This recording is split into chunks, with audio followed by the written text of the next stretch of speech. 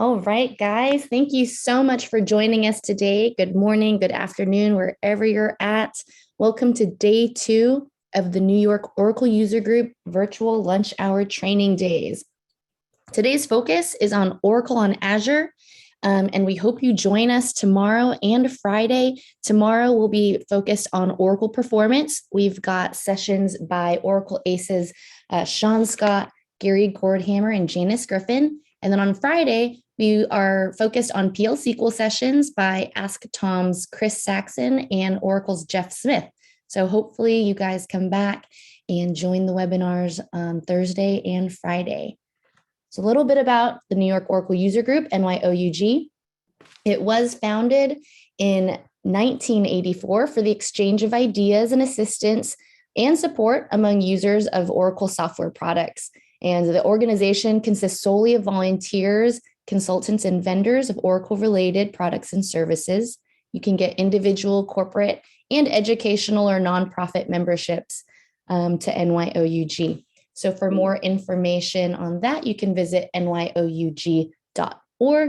And you can also follow them on Twitter, meetup.com, LinkedIn, Facebook, or again, visit their website.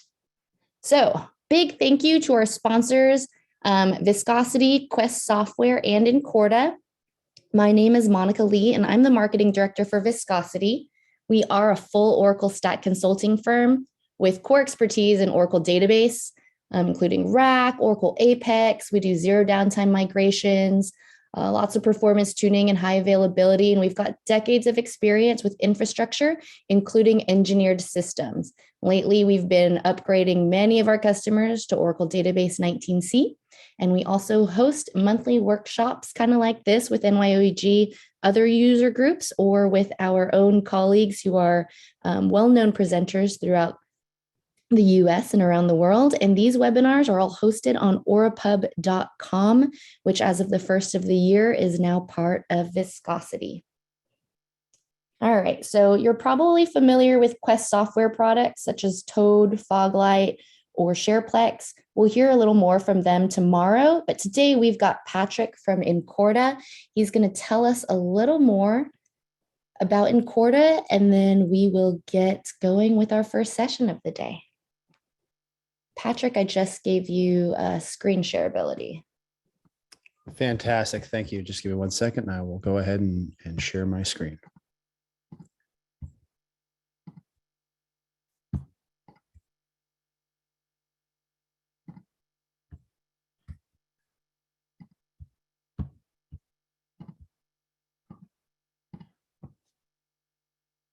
All right. Thank you so much for having us here. I'm Patrick Rafferty from Incorda.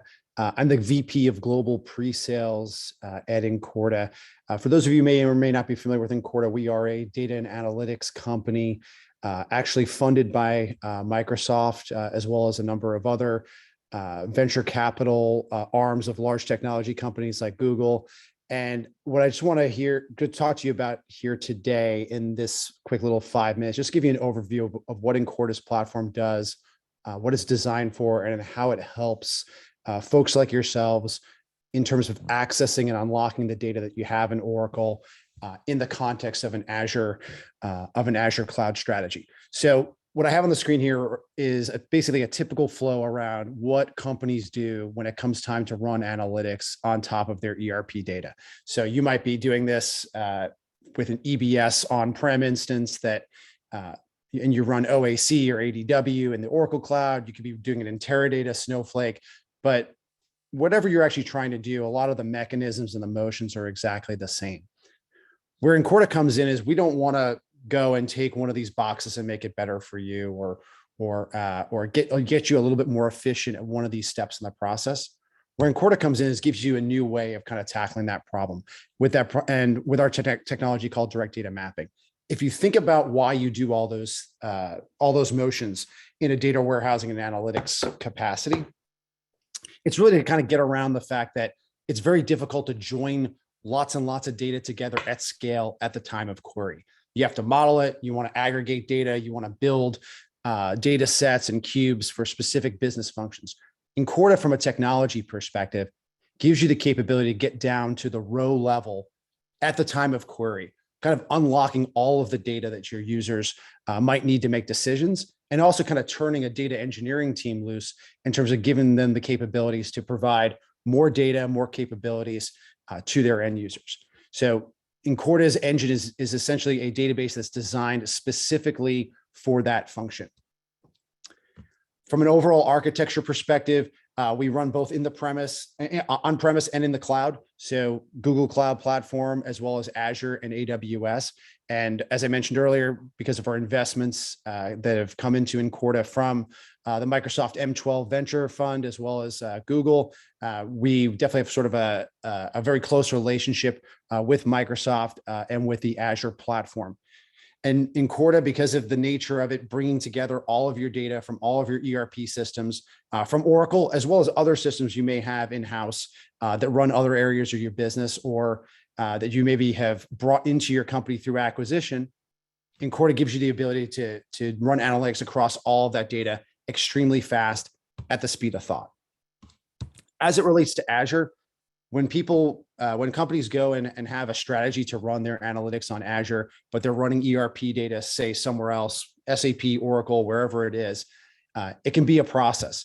So where Incorda kind of comes in here is to tackle these challenges of moving ERP data into Azure. So Incorda comes pre-built with connectors for Oracle Fusion, for EBS, for NetSuite, all kind of the Oracle applications, as well as we just rolled out another connector for EPBCS. And we also, on top of this, not just have connectors, but have this concept called a blueprint. So it's not just getting the data out and then you're on your own, good luck. Incorda also comes for the Oracle suite of applications with a whole series of blueprints, pre-built content, pre-built semantic tiers, as well as full and incremental data loading from those source systems into Azure. And when Incorda acquires data onto our platform in the Azure Cloud, we persist that data as Parquet into the Azure Data Lake store, into ADLS. So when you think about trying to execute and on an Azure strategy, Incorda is completely complementary from that standpoint in terms of the ability to get that data unlocked out of your ERP system into that common platform where you might be looking to run analytics. Quick little thing about the blueprints here. Again, it's content that lets you bring the data out of those ERP systems into the cloud, into Azure, and then give you the ability to rapidly execute in an analytics context on Azure. The other thing here to keep in mind with Incorda is, even though we are a full stack platform that goes from data acquisition all the way through to data visualization, we also play extremely nicely with Microsoft Synapse and have a complete joint sales play around acquiring data from Oracle and serving it up to Synapse as part of our go-to-market strategy with Microsoft as our partner. So I know that was a lot here in 3 or 4 minutes. As far as a call to action, in terms of if you're interested in learning more about how we are helping companies like Starbucks, like Facebook, large Fortune 500 companies, as well as smaller players, to kind of achieve that, to achieve better analytical outcomes off of Oracle ERP data, you can check out our website, Incorda.com. You can also spin up your own cloud instance at cloud.incorda.com. Just sign up for an account, and you're able to go ahead and kick the tires and give the platform a once over. And obviously, people from my team will reach out to you and kind of help you through that process as you're kind of learning and wanting to do more. So I think that's about 5 minutes. Thanks everybody for your time here. Thank you so much, Patrick. And again, a big thank you to Incorda for supporting us this week. Before I hand it over to Kellyn, I do want to remind everyone that today's sessions are live. So what does that mean? It means I hope you come prepared with a lot of questions. You've got 2 great technologists today, so please take advantage of that.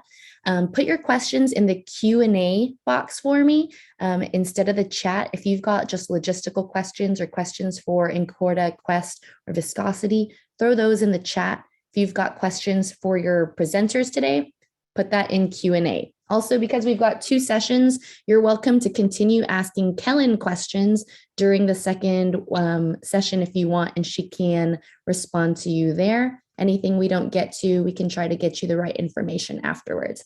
So yes, today's sessions are recorded. Yes, you'll get to watch them. I don't know when, but hopefully by tomorrow morning, you'll have a link in your inbox from my colleague, Katie Barnes, to watch either on nyoug.org or orapub.com. So with that, let's get going. I'm so excited to have Kellyn Gorman with us today. She's formerly from Oracle and now works for Microsoft. I've known her for a couple years now, and she's always a pleasure to have presenting. Her knowledge is amazing. So again, take advantage of it, ask your questions, and let's get going. Awesome. So let me see about sharing my screen here. Waiting for those buttons to come up.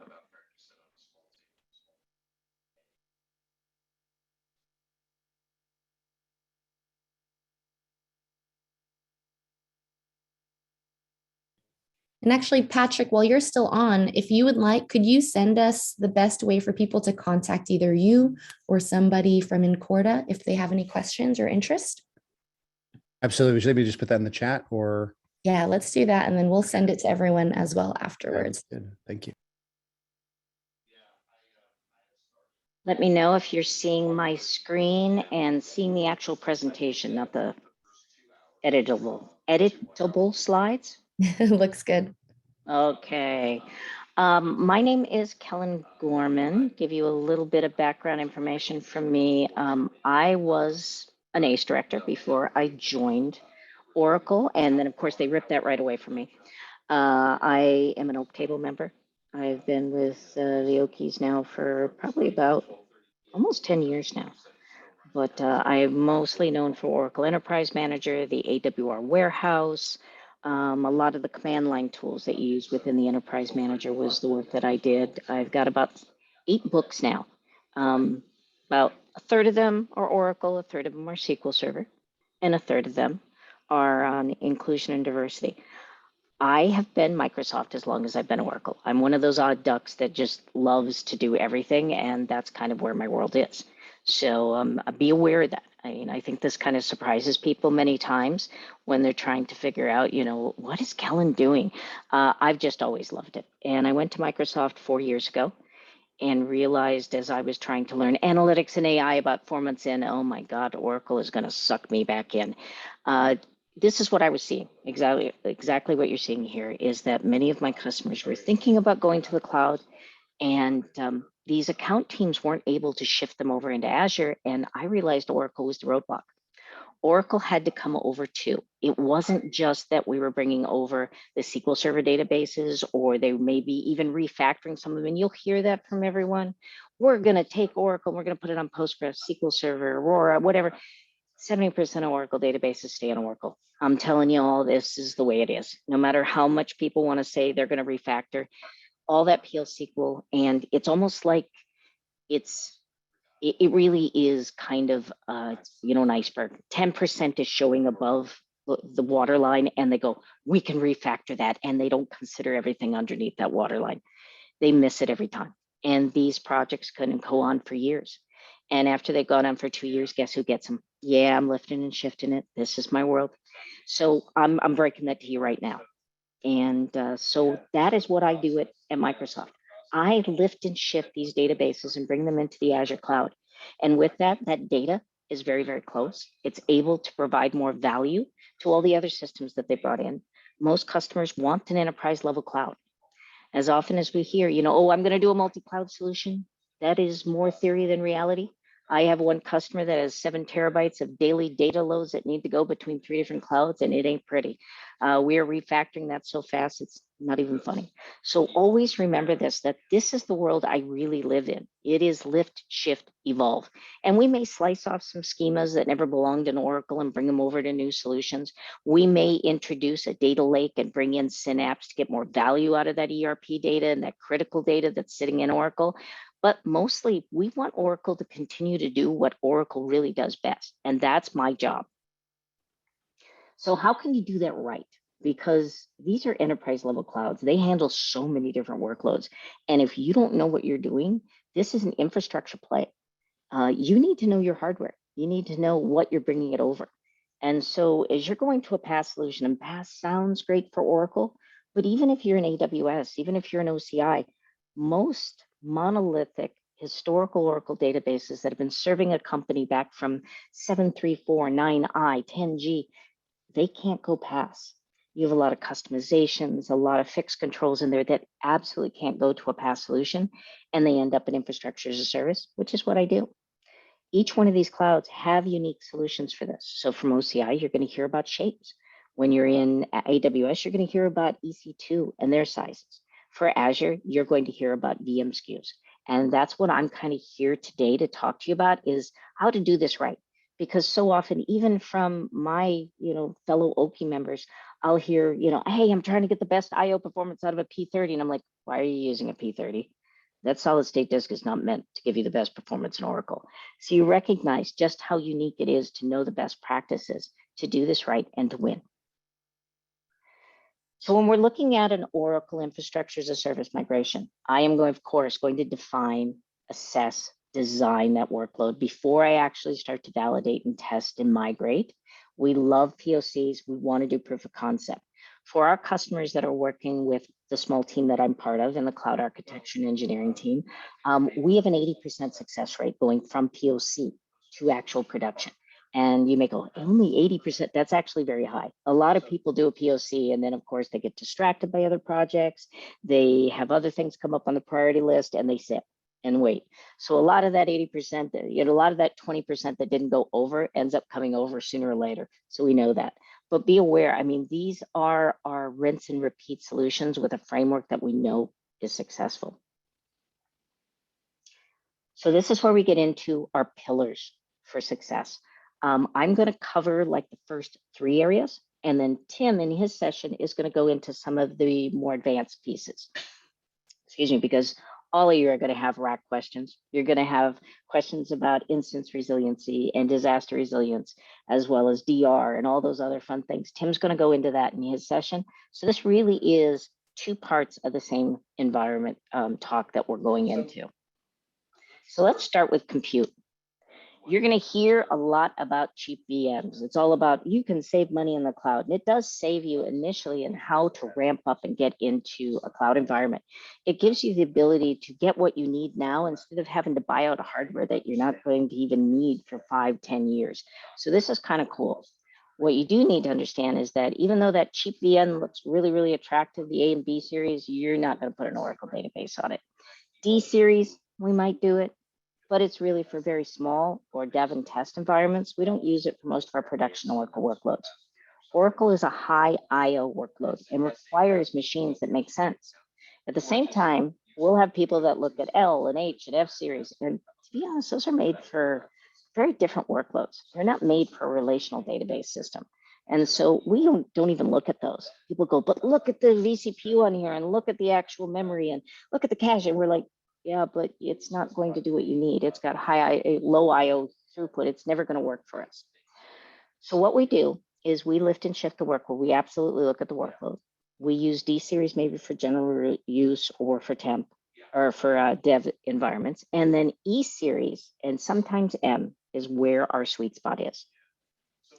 Many of the E series that you will see today sitting in the Azure portal, these EDS, that's dog system, if you're trying to figure out what letters I said, and the EBDS, which is boy dog system. Those are VMs that were actually designed around high IO workload Oracle databases. They were developed for Oracle. I can't stress that enough, that these are our machines that were designed for us, our customers that we bring over every day. The M series, there is a new V5 that's going to be coming out that will be designed for us. The MV2 series is out now, and it works really good with network attached storage, but not so much with attached disk storage. And we'll talk about the difference in there and why the M series you really need to think about. If you have a high memory usage workload that you need to use this one, why you might use it and why you need to be concerned about it. So these are those machines I was talking about. So we have the DSV4, the version 4 SKUs, and the ESV4s, V5s. These are pretty good. They got throughput, really good throughput. And you're going to hear a lot more about throughput than IOPS. IOPS is not a problem. Don't worry about IOPS, but IOPS can be varying in size. And so we like megabytes per second because one, that's usually our problem area. And two, we want to know a defined size that is able to get through that IO throughput that we're going to get. So we have a tendency to stay with that. The M2, notice the difference in here. This is what I was talking about. So the MSV2 and the MV2, look at in that middle column there, that max throughput, megabytes per second for SCSI storage. And you will notice that the D series and E series, which are less expensive than the M series, have much higher IO throughput capabilities. You can say, well, that other one started higher. Yeah, it starts higher, but it doesn't get highest. I can get much better storage performance, high-end storage performance on these series. The EDS V5 start out, and especially the EBDS V5, start out at very low amount of vCPU with high megabytes per second capabilities. This is incredibly crucial for Oracle. Like I said, it's a high IO workload. I have a link down at the bottom that takes you to these graphs that you can actually start clicking through these and see this. Whenever you're deciding on your workload and where it's going to go to, you want to use these graphs to make sure that each of your areas, and I will show you how to size this out, meets the criteria for your workload for its peak work that it can handle it. It's not just about vCPU and memory that you need, but make sure that your throughput is capable of doing this. Then the final column there on the right is for network attached storage. That is the capabilities on that right-hand side. As you notice, network attached storage has much higher limits. This is awesome for us because what this means is that we can get much higher rates with multiple NICs, multiple network attached storage, to get better performance. Where we can only get up to 2,000 or 4,000 megs per second.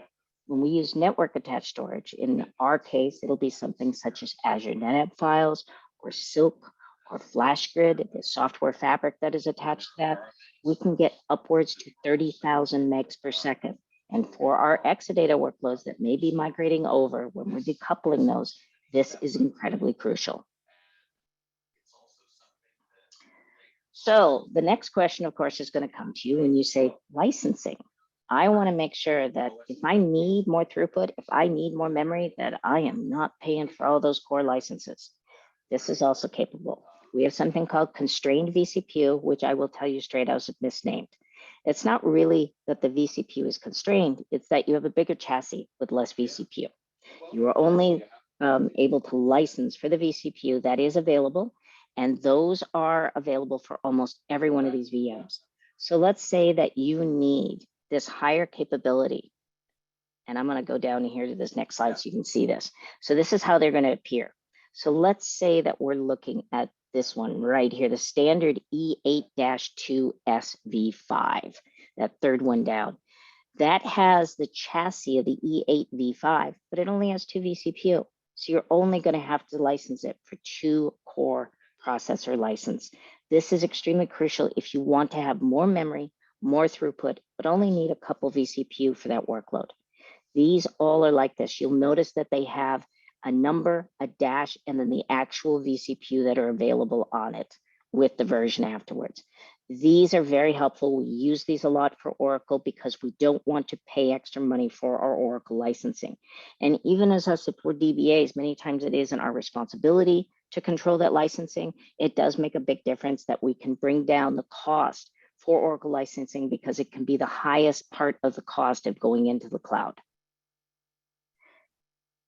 So the next thing most people talk about is they want to know, can I get the images that I want? You can use ASM, you can use Red Hat, you can use CentOS, SUSE, you can use Oracle Linux. There is 60% of our images that are running inside, our VMs that are running inside Azure are Linux today. We have more Linux than anything else. My job didn't change when I went over to Microsoft. I've got one Windows machine, that's my Power BI gateway. I mean, I am using Linux all the time. I write everything in Bash. My life just didn't change that much. When we start talking about the images, we have all of those images out there. Our Oracle Linux ones are actually built by Oracle, and we test them out every time they send us a new set of releases. You can bring over your on-premises images if you want. We don't recommend it because if we're going to see a kernel bug, it's usually for somebody who's created their own image. I recommend using an OS limit image from our catalog and then building out your Oracle installation the way that you want it, and then creating an image from that in the gallery that you can reuse over and over. That way you're not doing this by hand each time and having different installations, all of that. You can also use things like Terraform and Ansible, Bash scripts. We have a new product called Bicep that will automate everything so that you can deploy. Because many people will hear, well, you got ARM templates. ARM templates cover the actual image. It doesn't cover the installations post that. So if we start talking about Oracle installations or application pieces, that's really nice to have with Terraform or Ansible or Bicep, and that has that capability to do that. So it'll go into the image, perform what it needs to do, and come back out versus an ARM template that just deploys an image. Oracle is all bring your own license. You have license mobility to any supported cloud, which is GCP, AWS, and Azure. We, of course, are one of those. So we have all of our folks bringing over Oracle onto Azure. We recommend staying with the 12.1 through 21C. We do have customers that are running 8i, 9i, 10G. I mean, they are out there. We may not like it, but we do have it. And it's just expected. Let's say they don't know the code anymore. They just need a place to run this. We understand. If you're wondering, do we have a lot of people doing this? Just for our Oracle Linux, because that's the only thing we can distinguish. We know Oracle's running on because we don't have access to customers' data or anything like that. We know Oracle Linux deployments right now. We have 4,635 customers that are running Oracle Linux in Azure today with Oracle deployments. That's huge. It's not a small endeavor. We are incredibly busy. We have a lot of Oracle customer apps too, if you're not aware of that. And if you're looking and saying, I don't see the Oracle Linux images, even in the portal, know that you can easily find these from the catalog, just as with like the Enterprise Manager command line interface. There's a lot more stuff in the command line interface than there is in the actual Enterprise Manager. It's the same thing here. You can find a lot more learning these AZ commands, and these AZ commands you're going to need if you're doing bash scripts. This is the one thing you do learn. I learned these in about a week, and there's tons of great documentation with it, and you can easily marry them into your bash scripts to do anything you need inside the Azure portal. But this command right here will show you all the Oracle Linux image. The next one will show you everything for Red Hat. And these, of course, are with bring your own license. And are we doing eBusiness Suite? Are we doing JD Edwards? Absolutely. Azure is the only cloud, other than Oracle Cloud, that you can run like eBusiness Suite, JD Edwards, PeopleSoft, all of these, and actually have support for them. Our Oracle partnership gives us that support for the application tier. Database is already supported. So with this, we now have the application support as well. GE is a public reference that we can discuss. I am on my 14th Exadata migration. I have decoupled 14 environments for them and pulled them over into Azure. They are outperforming their Exadata. And it's a very careful framework of understanding how to decouple from those Exadata engineered system features, such as hybrid column compression and offloading and storage indexes and flash cache and flash logging. And we do that for them, and their DBAs are very good about rinse and repeat over each one of these projects that we have taken on. And it gives them incredible performance to know that their vital Oracle data is there with the rest of their applications inside Azure, and that they can evolve forward and still have an enterprise level cloud that they can run these Oracle applications in without having to give up their custom features or get charged per transaction, which is something that was happening to them in OCI. Next is storage. So storage is completely separate from compute, and this is a good thing because Oracle is a very high I/O workload. We absolutely need this. On average, Oracle is much higher than MySQL or SQL Server. SQL Server has a tendency to be more CPU intensive, and they handle their temp and their indexes are always clustered. It's just a very different architecture. So keep that in mind as we start talking about megabytes per second is a big deal to us. I know everybody focuses on IOPS. We do focus on throughput. That is the important thing. And I would absolutely recommend you do not guess on this. So as we start to put this all together, your storage, your compute, and go into the workload assessment, why this is important. So you're going to hear a lot of things about premium SSD and especially UltraDisk. Premium SSD is where we start. You have standard SSD, but we don't use that. Premium SSD is important to us. There will be another term that you will hear often that is, again, generic to workloads, and that bursting capable. Bursting is not consistent. Bursting is not guaranteed. DBAs like things that are consistent and guaranteed. So bursting is not a big deal to us. We are not big about this, but there is something else that we'll talk about. And that's that term that you see in that min latency microseconds, that low category right there. See that word that says host caching? We love host caching. So we're going to talk about that when we start digging into the premium SSD area. It is really, really important. So you'll see max throughput of 900 megabytes per device and 2000 VM cumulatively. We can get upwards of that 2000 VM. So keep that in mind, because I'm going to show you some real numbers as we start going forward and saying, this is when you start to scale up. This is why you would scale up. UltraDisk. Also notice that it is held to the VM. Your VM decides where your actual threshold is of how much throughput you can get. Keep that in mind. So you can get UltraDisk and you can configure this, and we'll talk about how UltraDisk is configured so that you can get certain IO, certain, throughput, all of this stuff that you want. But I have people that they set up 20,000 megs per second, this beautiful UltraDisk, and they'll still get only 2,000 because the VM decides that. It's really expensive. It doesn't have snapshots, not yet at least. It's just not an optimal solution for most databases. So keep that in mind. No matter how much people say UltraDisk is the thing, it's not. We go premium SSD and we jump up to Azure Files. We use this for some databases, often for backups. We like it for our backups. And then we go up to Azure NetApp Files. Azure NetApp Files is a native solution. It is not NetApp first. It is Azure first on it. It has multiple protocols for connectivity. The max throughput on it is quite high. You're seeing that right, 4,500 megs per second that we can get upwards to. The latency on it is very low. It is snapshot capable, has cloning capabilities. It's about to get thin cloning. It has thick cloning right now, about to get thin cloning. LRS and GRS redundancy, even though we designed around availability zones, which Tim will talk a little bit more about later, the nice thing is Azure NetApp Files is region capable and has the ability to do snapshots across different regions with capacity pools. This is our next layer of storage, and these are network attached. So keep in mind that we've moved from actual VM attached to network attached storage, which makes a big difference when we get to ANF, and then Silk, which you see jumps up to 12,000 megs per second. This is an iSCSI connection. It's actually set up in a way, and I'll show you a little bit more about it in just a minute here, but keep in mind that this is a storage fabric that's built off of VMs. It has snapshot capability, thin clones, thin snapshots, LRS, ZRS redundancy. This is beautiful storage, and it's my first go-to for any Exadata migration. It has incredible compression and dedupe. It has the ability to handle a lot of my Exadata workloads that I don't have to do I have to do hardly any decoupling. The database will just run effectively in Azure without that need to add a lot of extra indexing, to add a lot of extra partitioning and compression. Its compression can handle what was left behind with HCC. Last one is FlashGrid. FlashGrid is an Oracle-only solution, where some of these others, of course, they can all be used for anything. FlashGrid is Oracle only. It requires grid control installation.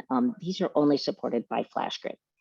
The nice thing about it is that we have come to the terms of understanding that Oracle will only support certain things, and that FlashGrid has incredible support that comes with it. And we want people to have some kind of support for their Oracle database, and they have first-tier support. So I really like that. So when you're deciding on storage, first thing you have to do is decide, what is that storage used for? Is it used for our data? Is it used for logging? Is it used for backups? We need to make sure that your RPO, RTOs, our backup times, DRs, all of this has to be taken into consideration as we build out our solutions. Now, this is where I'm going to start talking about host level caching and why it's important. You'll see these different premium disks, and you'll hear, again, people are going to be pushing hosting or bursting on you. Burstable doesn't really make that much of a difference. You can see, well, max burstable, wow, I can get 170 megs per second. bursting on P30s through P50s, that looks incredible, 1,000 megs per second. But again, it has to be available. If it's not available, which when it's not available, it's because everybody else is using it too. Night times, everyone's doing backups, they're doing batch loads. You're going to have to bet that this probably isn't available, which means you're going to drop down to that 200 to 250 megs per second in the column left to that. That's a big drop.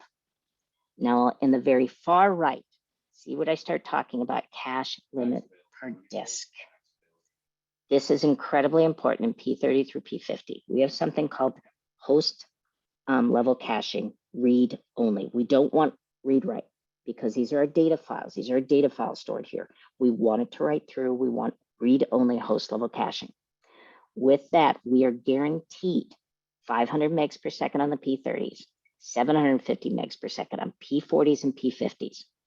The P50, there is a limit on how much you can do read-only host level caching, 4,095 gigs. P50 is 4,096. Just ignore that last gig. Allocate 4,095, turn on read-only host level caching, and you will automatically, instead of getting 250 megs per second, get 750 megs per second, and this is free. Burstable, you have to pay for. This is the best, the most optimized solution that gives guaranteed performance, and ignore the burstable because it's better in theory than reality. Again, you are paying for something that most likely won't be available to you, burstable, versus the caching option, which gets you 750 megs per second across the board. And this goes for the same on the P60. Yes, you would have to shut it off, or you would have to give up all that extra storage, which doesn't make sense. So again, then you're going, lesser two evils. I'm going 500 megs per second. I'm going to go there. P70 gets 750 megs per second automatically. It's already there, and you're going to count hopefully on the burstable. But these are things that you need to know as you're starting to work in the little intricate details and tips and tricks of how to do the right thing to get the most, eke the most out of your storage, to get the best benefit. And when we were talking about how this friend of mine was trying to get the best performance out of a P30 disk, notice the challenge there. If he's going a P30, even with host level read-only caching, he could have only gotten to 500 megs per second. I'm absolutely going to push him to a P40 and have him stripe those and use multiple NICs to get better performance. We know these inside outs, other people don't. And that's why we're trying to get this information across to help them out and saying Oracle workloads are very unique and they need unique solutions that we can provide to get there. And here's our UltraDisk. We talked a little bit about UltraDisk. These are fun. Yeah, you could allocate any size of UltraDisk. There's all different variations. You say, I want 8 gigs. I want 128 gigs. I can do IOPS range. I can, raise these IOPS. And this is pretty cool when you start thinking about it. The pricing is not so cool. You have to calculate this. The disk capacity, provisioned IOPS, megabytes per second, vCPU reservation, that's on your VM. So how many vCPU you have in your VM calculates into the price for this. This is a lot. So I don't use it for data. I use it for redo logs. If you have redo log latency, this is awesome because you can allocate a small amount of UltraDisk, move your redo logs there, and get really great performance. So keep this in mind. The other thing is there's no snapshots on this. And one of the first things that we noticed with backups, and Tim will go into this deeper, is that RMAN's 20 to 40% of our total IO. We try to get to volume snapshots so that we can remove full databases backups with RMAN from the system. What we end up doing though, we still have to do our archive logs. So even though there's no snapshots in UltraDisk, we don't care because we're using RMAN for those archive logs anyway. And those redo logs are running on UltraDisk. So this will be our next step up. If you're seeing any kind of latency in your redo logs, in your log latency, you're going to look at UltraDisk to solve that. So then we get into that cache setting, and I kind of already talked about this, but we'll go a little bit deeper into this. For types of cache setting, there's multi-tier cache setting, for blob cache and all that, and that talks more about backups, optimizing backups. But read-write is fine for your OS disk. You never do it for your data files. You want them to write through. Read-only cache is for your data files. Again, you have a limit of 4,095. So if you do a P50, just leave that last 1 gig off. Don't allocate it. And consider using smaller disks and striping them. And verify your SKU availability. Not everything's available in each one of the SKUs. The VM SKUs that we're leaning you towards, those EDS series, EBDS series, those, you're good. Those were made for our Oracle workloads. They have all the features that we're looking for. And we talked about IO throttling. This is where it gets interesting. So you can stripe all of those great disks. You can get literally 20,000 megs per second of striped disk and go, I'm great. And let's say you decided to choose that second VM down, the standard M16MS. It's got 16 vCPU, you got 437 gigs of memory. You're like, hey, I'm doing great here. Look at that last column of what I went and put inside the red box. You can only get 200 megs per second, max throughput. You can stripe all the disk you want. That VM is going to throttle you at 200 megs per second, and you just hit a threshold. So keep that in mind when you're looking at your VMs. Not all VMs are good for high IO workloads, and the M series is one of those. At the same time, there is network capable storage in these that have high IO. So this one here isn't good for any kind of premium SSD or ultra disk, but it would be really good for ANF, or if we wanted to use Silk. So that's when we use the M series. We don't use it for our attached disk.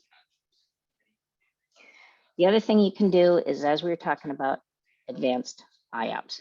That's when we bring in these Silk, FlashGrid solutions, Pure Storage, Azure NetApp files. We stripe those disks, try to get rid of your backups, refactor batch processes. Look at things that are high IO.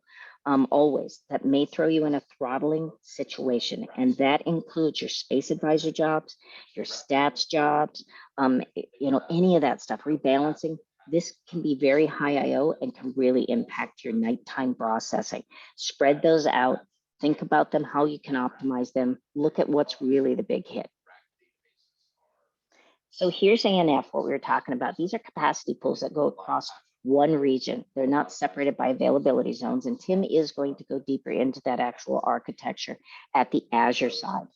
And you can use this and actually do thick clones, soon to be thin clones. They have snapshot capabilities. They're really good when we start talking about Oracle applications that are multi-tier, such as eBusiness Suite and PeopleSoft, that we can use these layered for shared storage and that we can clone it easily within just a matter of minutes.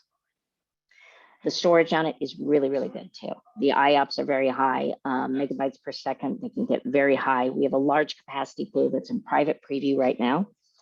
It's about to go GA, and that will give you up to 12,500 megs per second, depending on the size of the pool. Of course, you need to allocate more storage.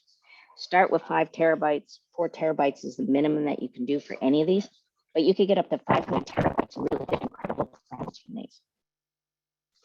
Next was Silk, we talked about. Now, Silk is interesting because what you're seeing here is actually a Kubernetes data pod.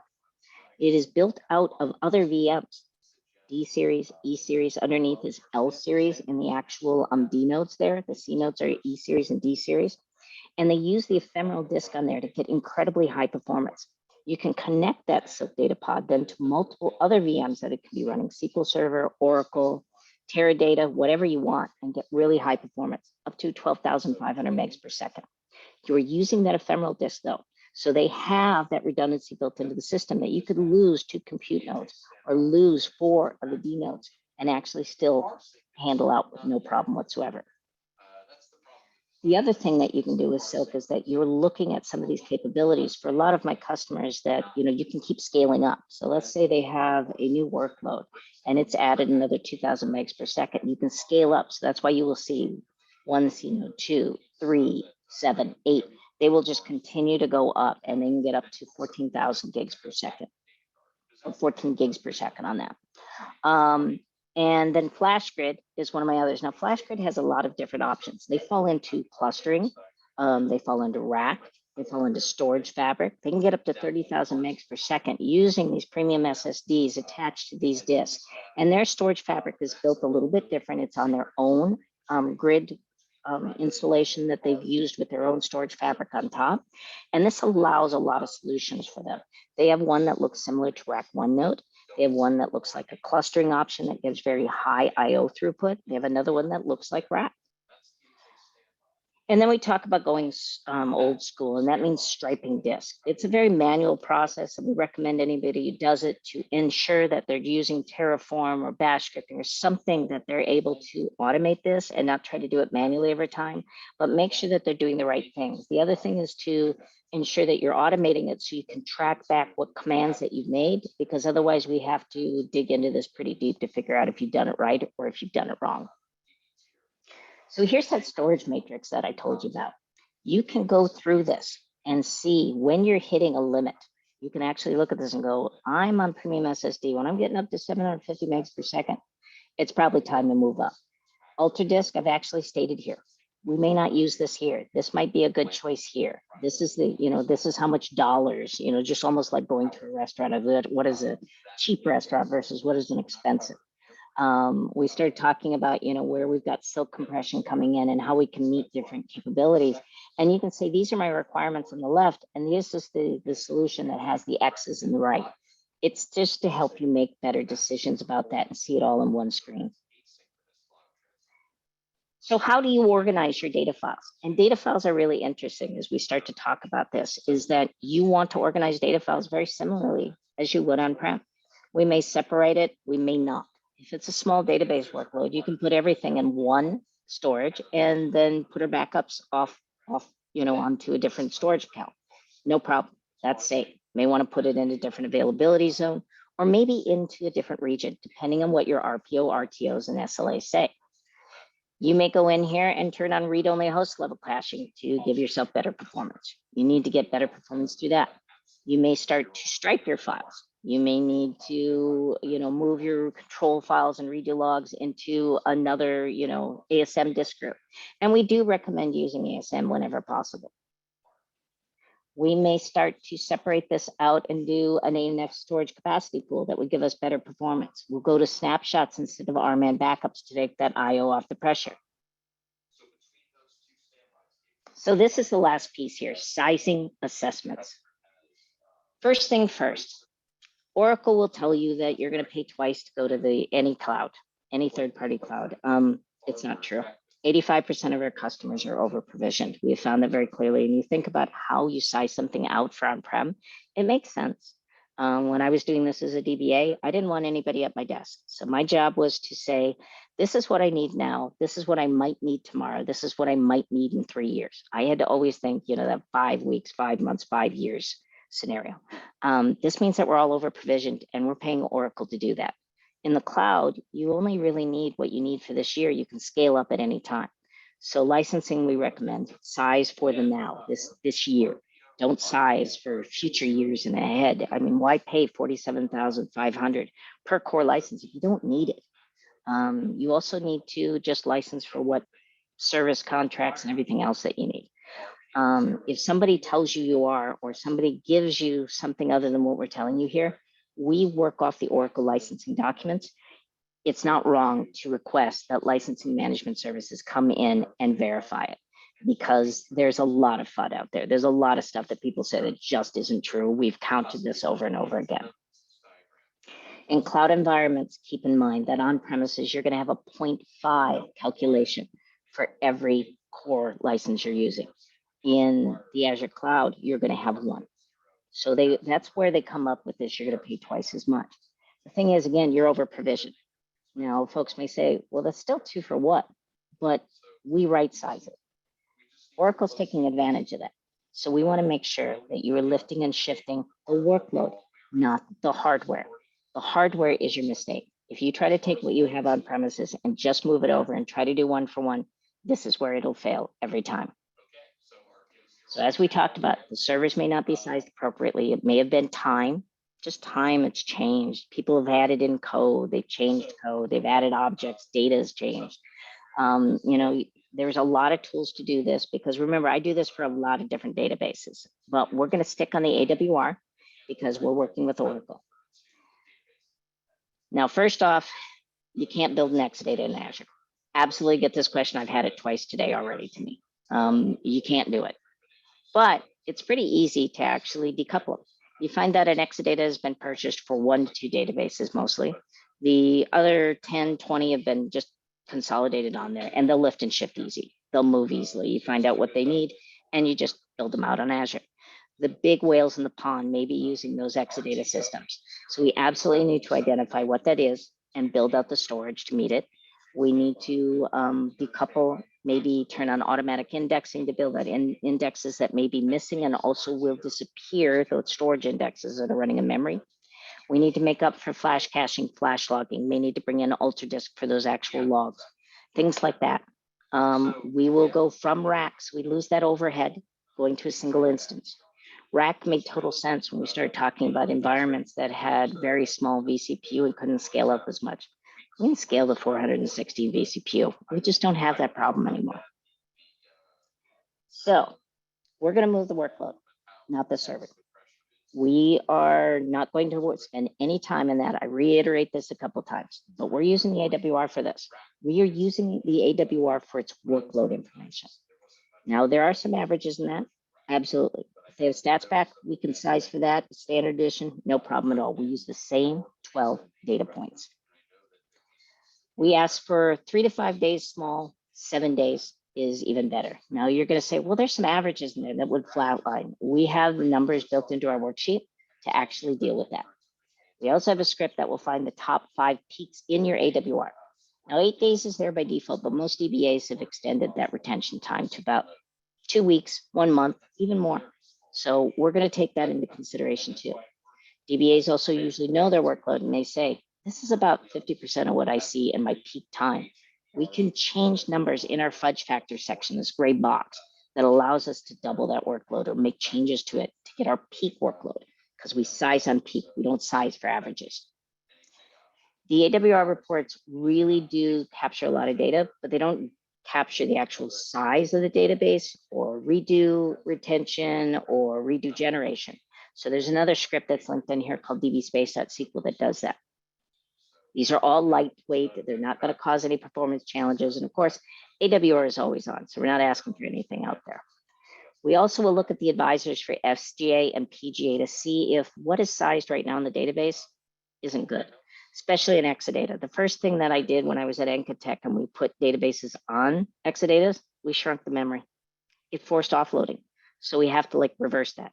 And there are some bugs. Especially lately, they're trying to get offloading built into the IOPS, and it's screwed all the numbers up. So 19C, you'll see some really, really weird numbers, but we stick to megabytes per second, so it's all right. Let them be weird. We'll let them be weird.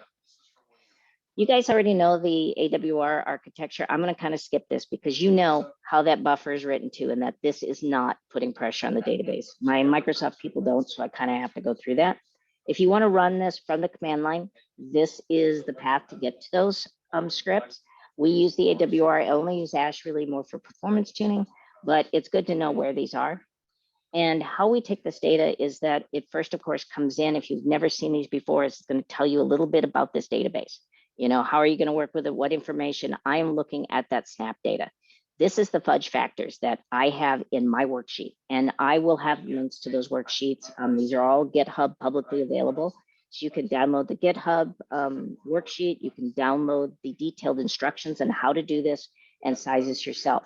And you'll see these are my fudge factors. So I can change that 2.0 and 2.0 that you're seeing there to 4.0, and it'll times it by 4. I can do those changes right here and not have to adjust anything manually. But what I will grab is first the name, the instance, and the host information. I will grab the elapsed time and the DB time. That's extremely important as part of my numerical calculations. And I want to grab it by each instance. This is a rack environment. For a single instance, it will be displayed like you see in the below entry where it's just lapsed DB time.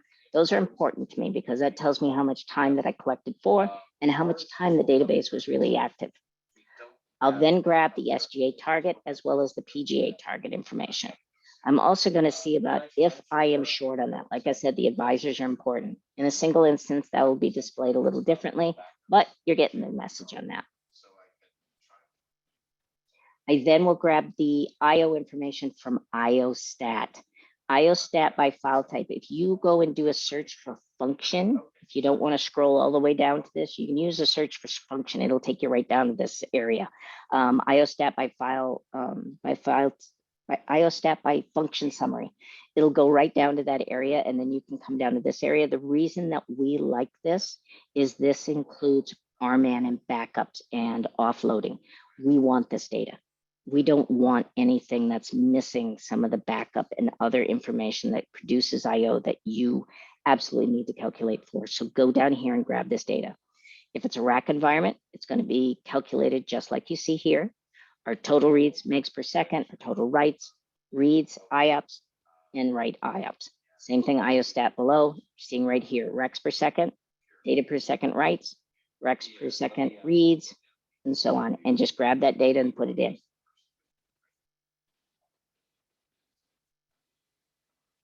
And let's see if this will go. There we go.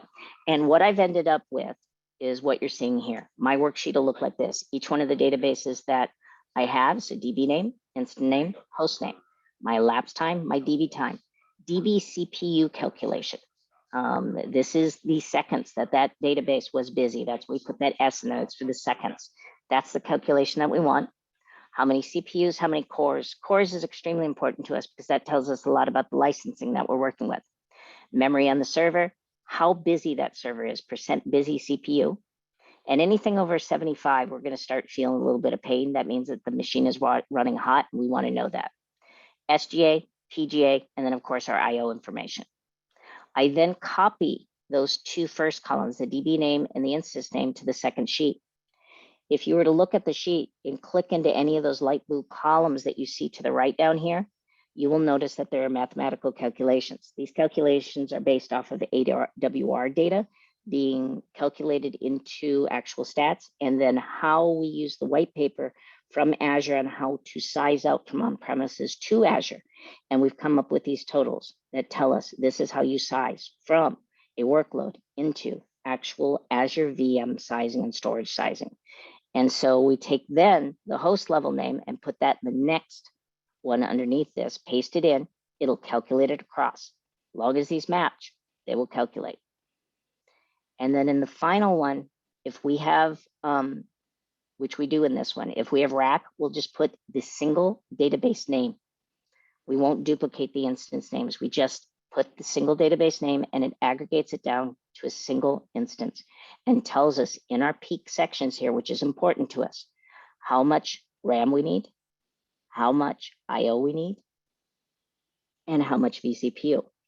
We size by the peaks, and we take all of this data, and then we know exactly what we need inside Azure to run this workload. And as you can see, here's my whale in the pond from that Exadata, 17,000 megs per second. That tells me right there what kind of storage I'm going to need for this. I need 39 vCPU. I need 46 gigs of memory, and I need 17,000 megs per second. You can see this for each one of these. And this is how we actually size out these workloads, and we lift and shift the workload. We don't even care where it came from. So the thing to remember, don't overthink it. Don't try to boil the ocean. We had a lot of people at like Encatech that was doing EDB 360, and we brought in this sizing assessment and found out our numbers were really, really close. They ended up in the exact same bucket. That's what you're trying to find out, is what bucket. Be careful not to confuse the DB CPU. They're posted in a number of different data sections. Same thing with IO data.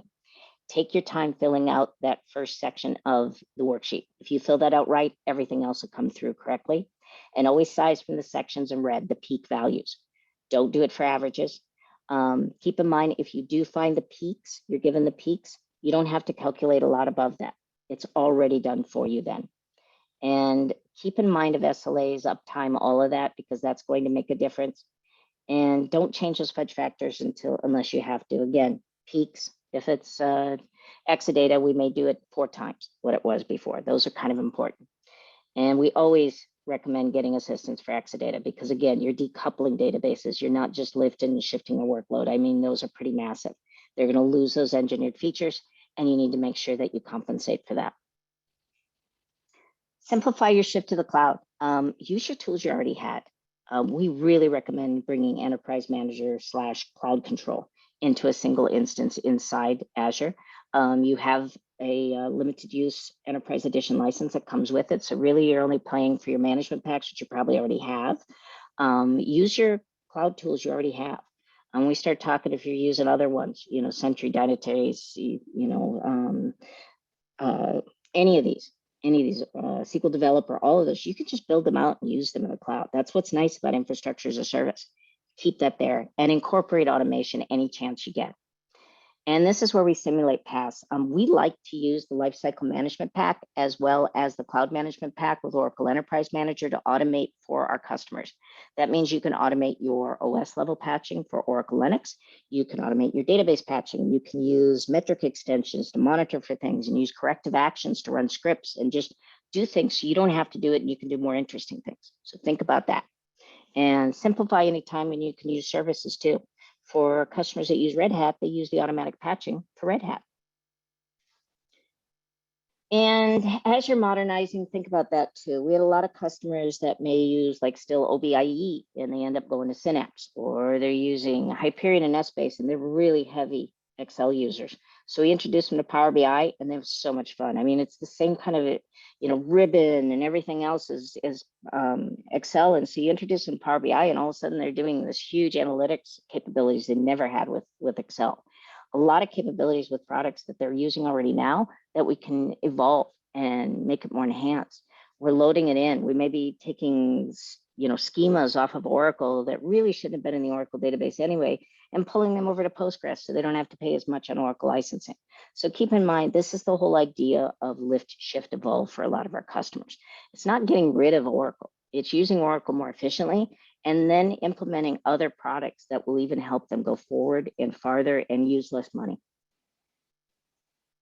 So in summary, we're doing good here, aren't we? I will still answer questions too. In summary, use the Linux images that are out there, build out an image that looks like your own, and then create it in the actual gallery.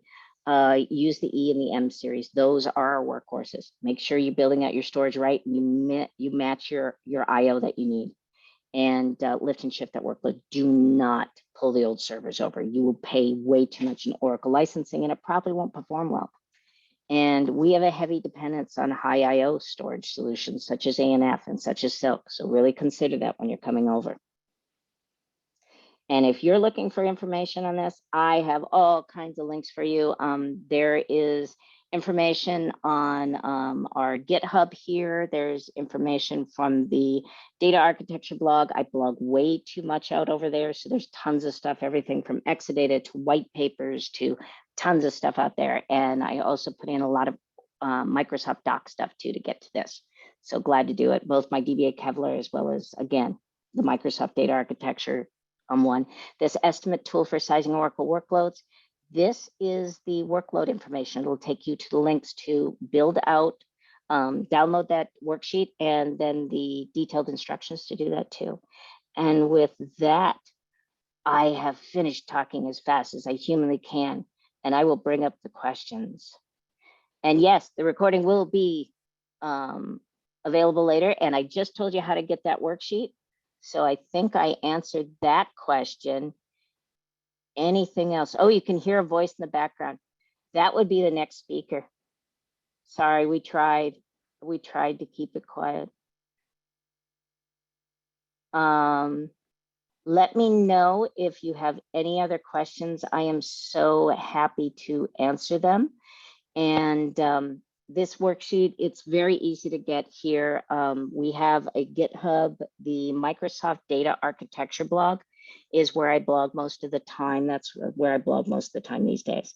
And there's a ton of stuff out there. It tells you why we do this. There's one customer example out there where the other cloud solution architects asked me, they were like, why do we do this sizing assessment? I don't understand it. And I said, well, let's try it out for this one. We had 2 Exadatas we were migrating over, and we ended up saving the customer $5 million in Oracle licensing.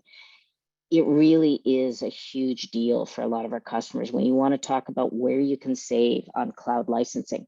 And anybody can say this. They can say, well, anybody could do this. You could do this going to AWS and GCP and even OCI.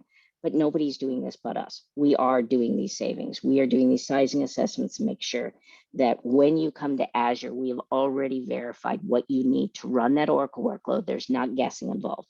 It is based off of the workload data you already have on premises. Any other questions?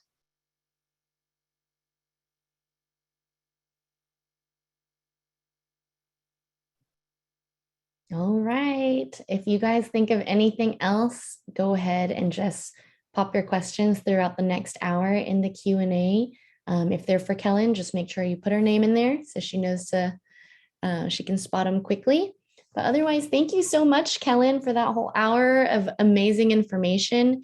If you guys have more questions, even beyond today's session, just let us know and we'll put you in touch. Thank you so much, Kellyn. Thank you. All right.